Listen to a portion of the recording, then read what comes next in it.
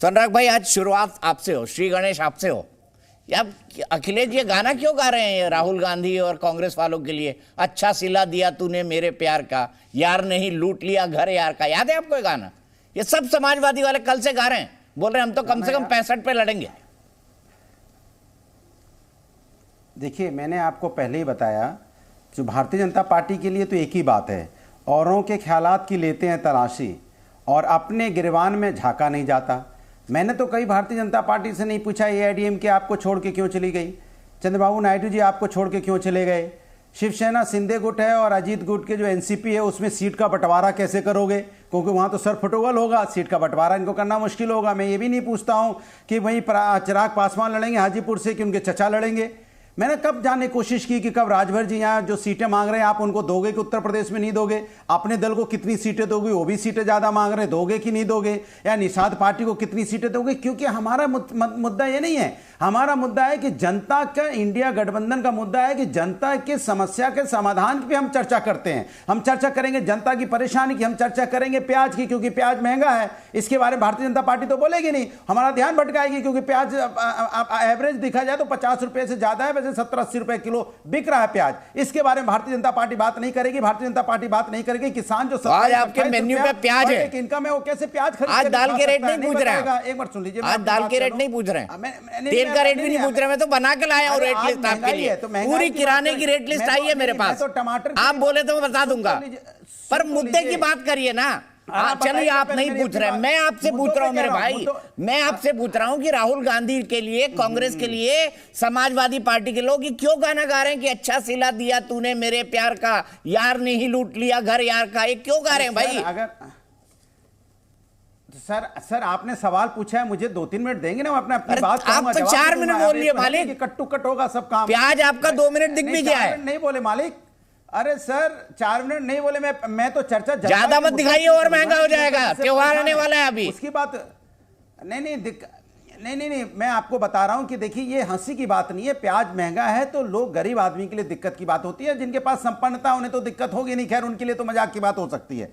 लेकिन सवाल ये नहीं है, सवाल यह है कि हमारी चिंता, हमने पहले भी बोला, हमारे राजनीतिक दल हैं, हमारी विचारधाराएं अलग हैं, हमारे मतभेद हो सकते हैं और होंगे भी, स्वाभाविक है, 2 पार्टियां हैं, हमेशा से लड़ती आई हैं चुनाव, लेकिन मनभेद नहीं है, हमारे अंदर कोई मनभेद नहीं है। हम लोग, चूंकि हमारा जो गठबंधन है मजबूत दलों, बस कांग्रेस के कुछ नेता चिरकुट है ना, जिनके अंदर जवान है, जिनके अंदर बात है। अब बोलने ही नहीं देंगे यार, नहीं, कांग्रेस कुछ नेता बस चिरकुट है। अजय उपाध्याय जी की पार्टी के कुछ नेता चिरकुट है। नहीं, मैं तो, मैंने नहीं कहा, अखिलेश जी ने कहा ना, हमारे आपस, सुन लीजिए, हमने कहा हमारे इंडिया गठबंधन की बात है, हम इंडिया गठबंधन में क्या करते नहीं करते हैं, लेकिन एक तय मान के चलिए, जब यहां 2024 का चुनाव होगा, आप भारतीय जनता पार्टी जो देख रही बाहर खड़े होकर, जब 4 मजबूत नेता होते हैं, 4 पिलर मजबूत होते हैं, हो सकता है कि उनमें कुछ बातें हो सकती हैं, क्योंकि मजबूत नेता है, मजबूर नेता नहीं है।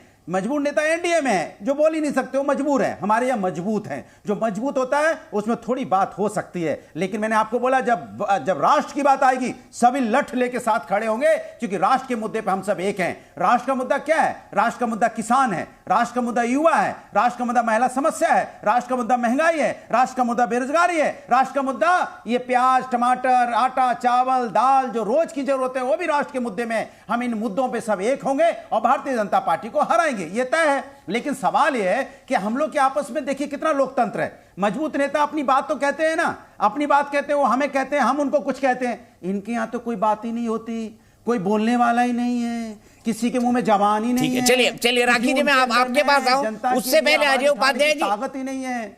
ये चिरकुट शब्द का मतलब पता है, जो अखिलेश यादव ने संज्ञा दी थी कांग्रेस के नेताओं को, आपको? दीपक जी, उसका अर्थ तो आप जानते हैं और अखिलेश जी जानते हैं, मैं तो नहीं जानता, गूगल पे सर्च कर सकता हूं। जानते होंगे, मैं तो उनको चित्रकूट समझा था।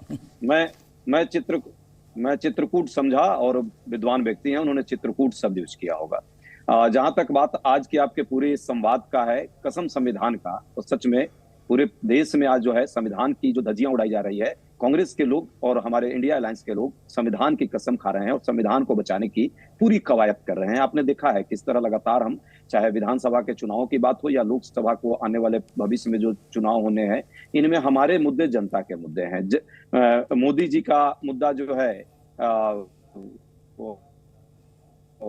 जुमला और झूठ है। हमारा मुद्दा है कि भाई महंगाई क्यों बढ़ रही है, बेरोजगारी की दर आज 10-10.5% क्यों हो गई इस देश में। आज तक का इतिहास नहीं है 70-75 साल में इतनी महंगाई बढ़ी, बेरोजगारी बढ़ी होगी इस देश में। युवा परेशान है, आप मेला लगा रहे हैं और जुनू और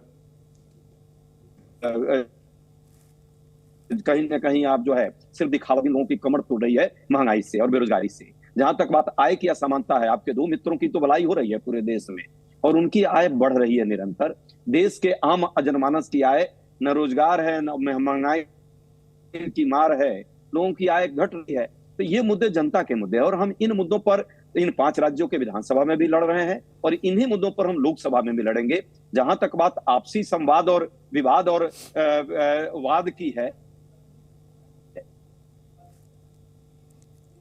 क्या अजय उपाध्याय जी, आप राष्ट्रीय प्रवक्ता, इतनी बड़ी पार्टी के जिसने 70 साल राज किया, आपका सिग्नल ही ठीक काम नहीं कर रहा है, पब्लिक तक कैसे पहुंचेंगे अजय उपाध्याय जी? डॉक्टर साहब नहीं,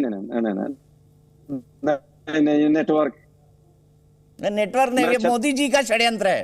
बीजेपी, राखी राठौर जी की पार्टी है इसके पीछे कि आपका नेटवर्क ठीक नहीं चल रहा है। ग्रामीण एरिया में हूँ, सिग्नल की प्रॉब्लम आपको होगी।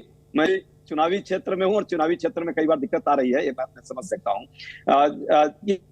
एक बात और नहीं, मेरा एक सवाल है। अब आपने बोल लिया अपनी बात, आपने सब वही बातें कह ली जो आप 9.5 साल से कह रहे हैं। कोई दिक्कत नहीं, आप कहिए, आप स्वतंत्र कहने के लिए और हम चर्चा के लिए बैठे। लेकिन मुझे एक बात बताइए, ये नीतीश कुमार जी ने क्यों बोल दिया कांग्रेस आजकल जो है इंटरेस्टेड ही नहीं है? ये क्या हो गया नीतीश जी को? देखिए, नीतीश जी एक वरिष्ठ नेता है, अनुभवी नेता है और उनका मान सम्मान हम सभी लोग पूरी ईमानदारी से करते हैं। और उन्होंने जो चिंताएं जताई है, कंसर्न देना, कंसर्न व्यक्त करना और नाराजगी का मतलब समझते हैं रिजेंटमेंट शब्द अलग हो जाता है, अर्थों का और शब्दों का भाव समझना चाहिए।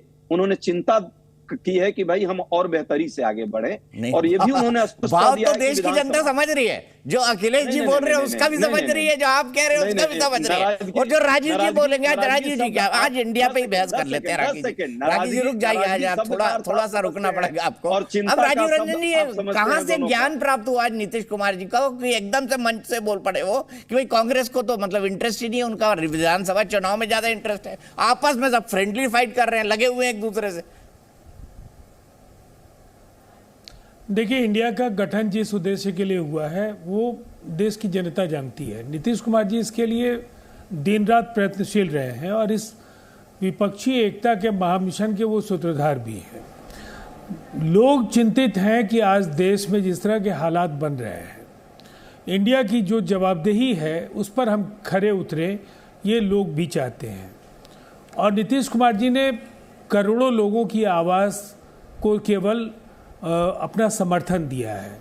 उनके कहने का अर्थ बिल्कुल साफ है। उन्होंने अपने संबोधन में कहा कि भारतीय जनता पार्टी ने देश के इतिहास को बदलने की कोशिश की और बिल्कुल साफ है कि जिस तरह से विरासत और परंपराओं को छिन्न भिन्न करने की कोशिशें लगातार जारी है, जो बुनियादी सवाल हैं मैं उनको दोहराऊंगा नहीं, लेकिन मोदी जी भी सत्ता में आए थे, महंगाई, बेरोजगारी, काला धन, इन्हीं मसलों को लेकर के सत्ता में आए थे और इन सवालों पर बिहार ने तो आज एक पहल की, 1,20,000 लोगों को नौकरियां एक विज्ञापन के जरिए दे दिया गया।